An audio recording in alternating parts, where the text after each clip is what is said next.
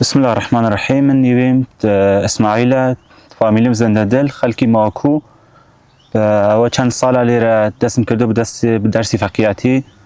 ولا رزايبو دويا وي دوسي سال كلا غزاين خيندم هاتم بو ليرة مسكو جامعي شنو خريج بتحصيل ودرسيبو. والله من معمولان لفقيه مالان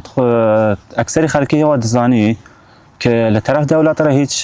هامية مالية نية كهاوي پشتیبانی بکره و کمک هزینه بی بو تحصیلی او شخصی چون شاملی کتاب کردن بی لباس و خورد و خوراک و هزینه و هاتو شو اوان بی دهین و مشغول بکار دبن حالا مثلا بو بعضی کن کاری گیلاس و اوان درون یا تری یا جوز بعضی کن جو که ما مثلا طول سال دا 11 مانگا درسی خونه مانگا که دهین بو کار دکن و خرج خوراک خوی یا هزینه کتاب و تحصیل خوی داشتیم. والله بنظرم یک مسترین نعمتایی که خدای تعالی قسمتی مردم کردستان و بالاخص شنو کردوه او سی و باغ و باغچه و او همون نعمته که خلقه شکر الحمدلله هم بدینن هم جی اکثرا شکر به خدا دست و دلوازن و مهمان نوازن. من خون به دیدگاه خون که او هنده ساله لی زندگی دکم هیچ خلقه به اندازه خلق شنو دست و دلواز و مهمان دوستم نبینی و کار سیوانجی براستی یکی کل جورترین درآمدهای که بو او منطقه هیا اکثر جیگای دیتر مثلا وکو الحين ساده ذکری بو عراق و بو آذربایجان و بو ترکیه و کشورهای دیتر اکثر اوای صادراتی خودشونو که پین وکو سیوی نمونه یعنی الحين رضایی سیوی هیا مرگوی سیوی هیا مثلا جیگای دیتر سیویان هیا سیوی شنو براستی لبر آب و هوا و درجه و کیفیت او سیوی زور لسریه مثلا بو صادر کن بو کشورهای دیتر حالا ترکیه بی آذربایجان بی بیان خوشه که زورتر سیوی شنو بی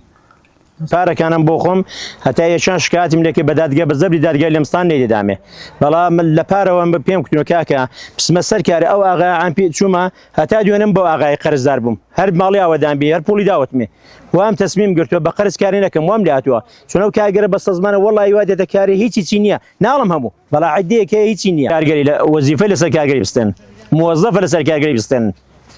چون او کار سرکارگرا روزه 150,000 بو خوی هل دگرید حتما دی بو بستنی